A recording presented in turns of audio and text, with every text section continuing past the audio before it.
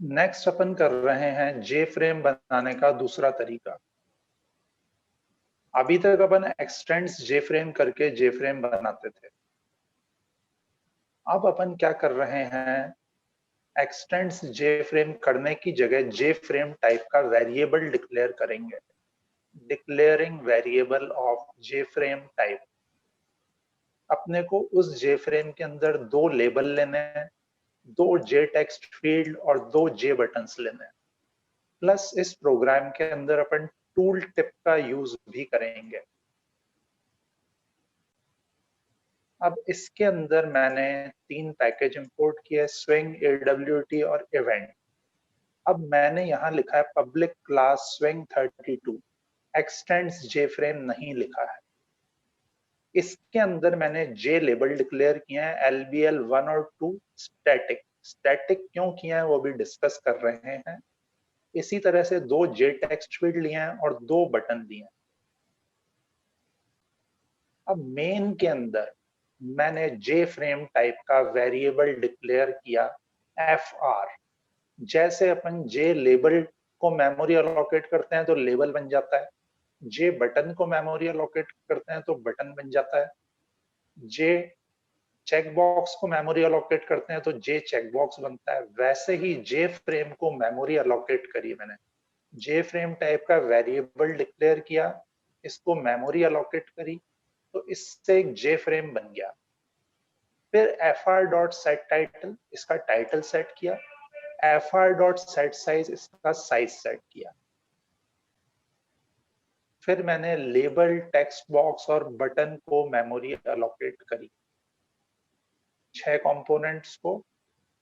इसके बाद अब जे फ्रेम टाइप का वेरिएबल है fr, तो मैंने यहां लिखा fr dot set layout.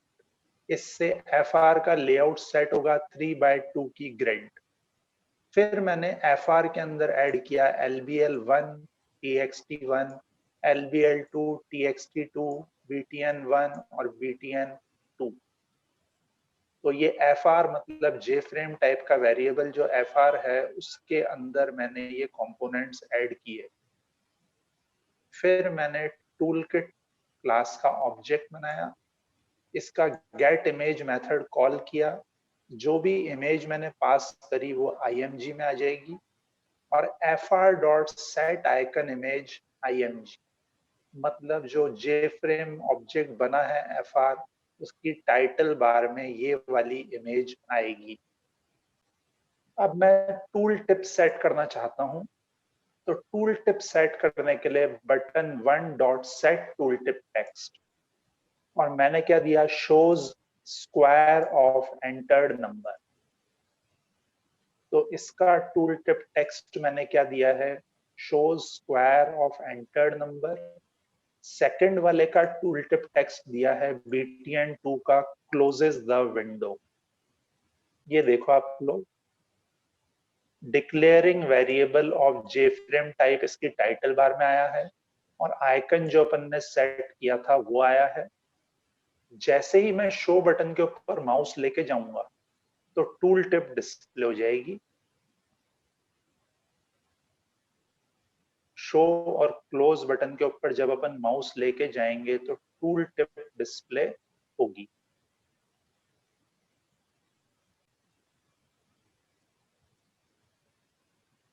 Show के ऊपर माउस लेके जाते हैं, टूल टिप आ रही है, shows square of entered number. Close button के ऊपर माउस लेके जाते ही टूल टिप आ रही है, closes the window.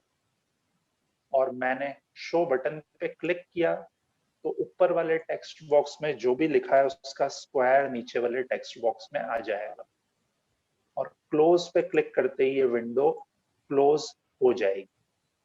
Set tool tip text method से अपन टूल टिप सेट कर सकते हैं। ये सारे कंपोनेंट्स के साथ में यूज हो सकता है मेथड, किसी भी कंपोनेंट का आप टूल टिप दे सकते हो। अब इसके बाद थोड़ी सी नई चीज है, अभी तक अपन लिखते थे BTN1 dot add action listener this.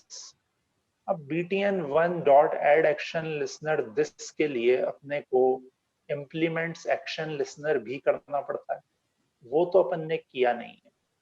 तो अब दूसरा तरीका इवेंट हैंडलिंग का, btn1 dot add action listener. यहीं पे लिखोगे आप new action listener round brackets open close, फिर कर्ली ब्रैकेट्स ओपन, और इसके अंदर बनेगा एक्शन परफॉर्म्ड, और वहां पे आप पूरी कोडिंग लिखोगे स्क्वायर करने की। अब आप देखो ये ब्लॉक है btn1 dot add action listener new action listener, ये राउंड ब्रैकेट्स यहां ओपन हुआ है और उसके बाद ये कर्ली ब्रैकेट्स ओपन है, और इसके अंदर मैंने एक्शन परफॉर्म्ड बनाया है, ये एक्शन परफॉर्म्ड है पूरा। और ये जो कर्ली ब्रैकेट्स यहां ओपन हुआ है, जो अपन ने कर्ली ब्रैकेट्स यहां ओपन किया है वो यहां क्लोज हो रहा है, और जो राउंड ब्रैकेट यहां ओपन किया है वो राउंड ब्रैकेट यहां क्लोज हो रहा है, और इसके बाद सेमीकोलन लगा हुआ है। तो अपने को जरूरी नहीं है कि एक्शन परफॉर्म्ड बना के सारे बटन्स की कोडिंग एक ही जगह लिखें।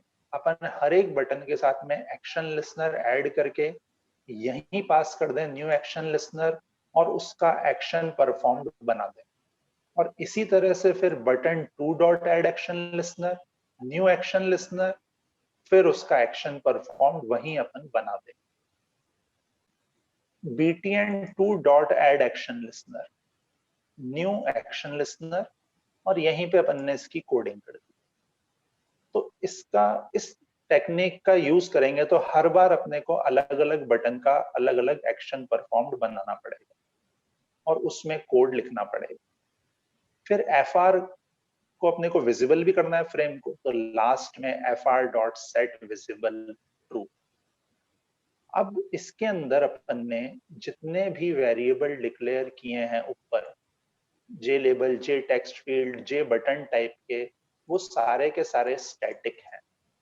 जैसा मैंने आपको शुरू में दिखाया था, लेबल, टेक्स्ट फील्ड और बटन स्टैटिक हैं। स्टैटिक क्यों है वो? क्योंकि इनको अपन मेन के अंदर एक्सेस कर रहे हैं। मेन के अंदर एक्सेस कर रहे हैं तो मेन खुद स्टैटिक होता है। मेन खुद स्टैटिक है तो इसके अंदर अगर अपन एक्सेस करेंगे डायरेक्टली तो वो स्टैटिक ही होने चाहिए। तो अगर मैं ऊपर से स्टैटिक हटा दूंगा तो कंपाइल टाइम एरर आएगा। तो इस प्रोग्राम में अपन ने कहीं भी अलग से कोई कंस्ट्रक्टर बना के कोडिंग नहीं लिखी है, सारी कोडिंग मेन में ही लिखी है। और मेन में अपन लेबल, टेक्स्ट फील्ड, बटन को एक्सेस कर रहे हैं, वो इसलिए क्योंकि ऊपर मैंने उनको स्टैटिक डिक्लेयर किया है, और मेन भी स्टैटिक है, और स्टैटिक के अंदर नॉन स्टैटिक एक्सेस नहीं हो सकता, इसलिए ऊपर उनको स्टैटिक डिक्लेयर करना। जे पासवर्ड फील्ड यूज करना, यूजिंग जे पासवर्ड फील्ड। यूजर नेम, उसके सामने एक जे टेक्स्ट फील्ड, पासवर्ड, उसके सामने पासवर्ड का इनपुट लेने के लिए जे पासवर्ड फील्ड, और एक बटन है लॉगिन। लॉगिन बटन पे कुछ होना चाहिए, इसलिए अपन एक्शन लिसनर यूज करेंगे। तो java.awt.event पैकेज यूज में लिया है। अब यहाँ पे आप देखोगे तो दो तो मैंने लेबल लिए हैं lbl12, एक जे टेक्स्ट फील्ड लिया है txt यूजर नेम, एक जे पासवर्ड फील्ड लिया है। ये नई क्लास है जे पासवर्ड फील्ड, जिसका नाम txt पासवर्ड रखा है, और एक जे बटन लिया है b1। फिर उसके बाद कंस्ट्रक्टर के अंदर मैंने सबको मेमोरी अलोकेट करी। मेमोरी अलोकेट करते हुए txt password equal to new J password field. बाकी सबको तो अपन ने J label, J text field को मेमोरी अलोकेट करी, txt पासवर्ड है जे पासवर्ड फील्ड टाइप का, इसको मेमोरी अलोकेट करी, लेआउट सेट करा, और सारे कंपोनेंट्स को ऐड करा। अब इसमें किसी को कुछ पूछना हो तो वो पूछ लें। ये बिल्कुल टेक्स्ट बॉक्स जैसा ही है, कुछ ज्यादा नया नहीं है।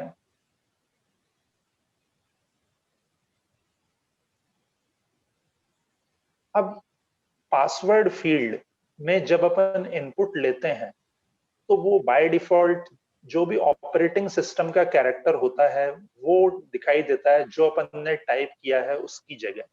अब मैं चाहूँ कि नहीं कोई और कैरेक्टर दिखाई देना चाहिए, तो txt password डॉट सेट एको कैर, और जो भी मैं कैरेक्टर दूंगा, अब जब भी यूजर कुछ भी टाइप करेगा उसकी जगह ये कैरेक्टर दिखाई देगा।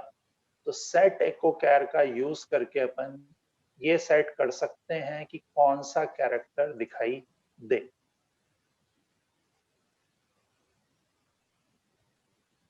फिर मैंने बटन के साथ में एक्शन लिसनर ऐड किया, इसकी कोडिंग आएगी एक्शन परफॉर्म्ड में। अब मुझे ये चाहिए कि यूजर ने जो भी पासवर्ड दिया है वो मुझे चाहिए, तो जे पासवर्ड फील्ड का मेथड होता है gate password. Gate password return करता है यूजर ने जो भी वहां पे टाइप किया है वो। अब गेट पासवर्ड का रिटर्न टाइप कैर एरे होता है, उसको मैंने स्ट्रिंग में असाइन कर दिया। तो पीडब्ल्यूटी में तो आ जाएगा पासवर्ड, यू नेम में आ जाएगा यूजर नेम। अब मुझे ये चेक करना है कि यूजर नेम तो आर्यन हो किसी भी केस में लिखा हुआ, और पासवर्ड लोअर केस में जावा होना चाहिए, तब तो वो वैलिड है, नहीं तो इनवैलिड है।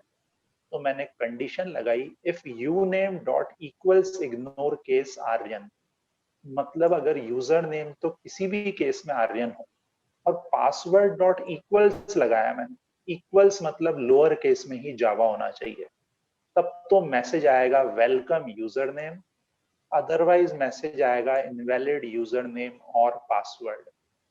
अब ये मैंने इसको रन किया, यूजर नेम दिया मैंने Aryan, A R capital Y A N lower case में, और जावा पासवर्ड दिया। तो जो मैंने टाइप किया उसकी जगह एंड का साइन आ रहा है, और ये वैलिड है, तो लॉगिन पे क्लिक करते ही मैसेज आएगा वेलकम आर्यन।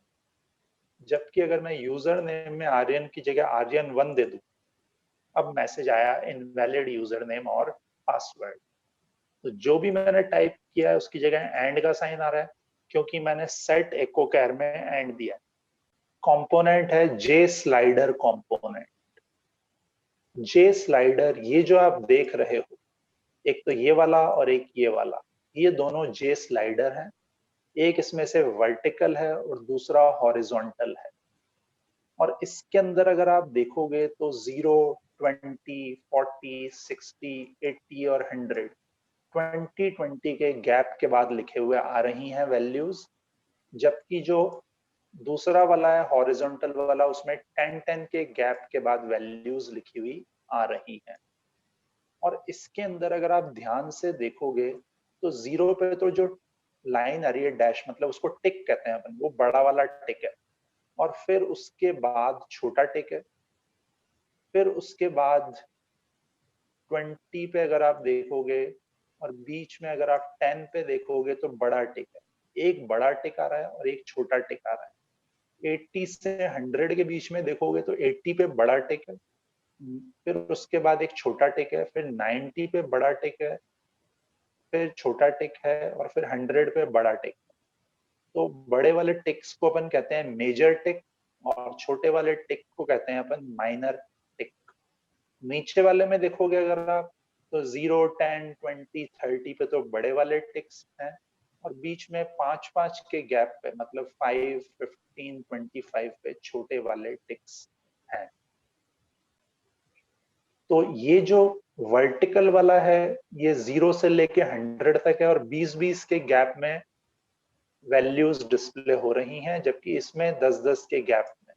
और यहाँ पे दो लेबल्स हैं, आउटपुट 1 और आउटपुट 2। अब मैंने ये वर्टिकल वाले की वैल्यू चेंज करनी शुरू करी, तो आप देखोगे जो लेबल है उस पे इसकी करंट वैल्यू आ रही है 43 वर्टिकल। फिर मैं और इंक्रीज कर रहा हूँ, तो जो वर्टिकल वाला जो लेबल है, एक वर्टिकल है और एक हॉरिजॉन्टल है, तो वर्टिकल वाला जो लेबल है उसके अंदर इसकी करंट वैल्यू डिस्प्ले हो रही है। ऐसे ही दूसरे वाले पे हॉरिजॉन्टल वाले की वैल्यू डिस्प्ले हो रही है। जैसे जैसे अपन इसको स्लाइड कर रहे हैं, वैसे वैसे दूसरे लेबल पे आउटपुट डिस्प्ले हो रहा है। तो इस प्रोग्राम में दो तो जे स्लाइडर लिए हैं और दो अपन ने जे लेबल लिए हैं। सबसे पहले तो यहाँ पे स्लाइडर को स्लाइड करने पे कुछ होना चाहिए, तो उसके लिए लिसनर काम में आता है, चेंज लिसनर। इसमें अपन ने इंप्लीमेंट किया है चेंज लिसनर। चेंज लिसनर होता है जावा x dot swing dot event. दो मैंने जे लेबल लिए हैं, दो जे स्लाइडर लिए हैं, एक चेंज लिसनर लिया है अपन ने।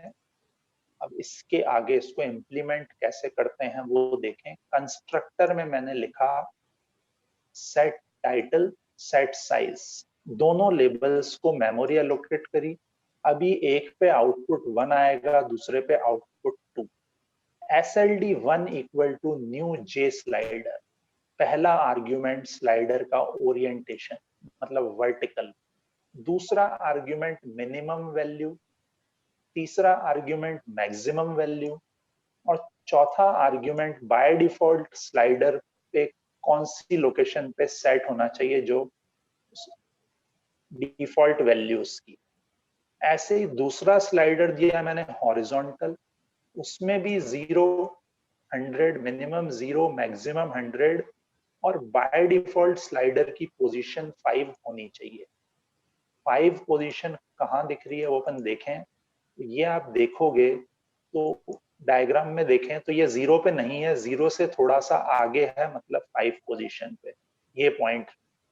और ऐसे ही ये भी किस पे है, 5 पोजीशन पे है। तो जो लास्ट आर्ग्यूमेंट होता है वो होता है स्लाइडर की इनिशियल पोजीशन। फिर मैंने लेआउट सेट करा और स्लाइडर्स और लेबल्स को ऐड कर दिया। Set minor tick spacing. Minor टिक मतलब छोटे वाले टिक कितने कितने गैप पे आने चाहिए, वो सेट करने के लिए set minor tick spacing method होता है। SLD1 dot set minor ticks, SLD2 dot set minor ticks. और ऐसे मेजर टिक्स मतलब बड़े वाले टिक्स कितने कितने गैप पे आने चाहिए, वो अपन सेट करते हैं सेट मेजर टिक स्पेसिंग मेथड से।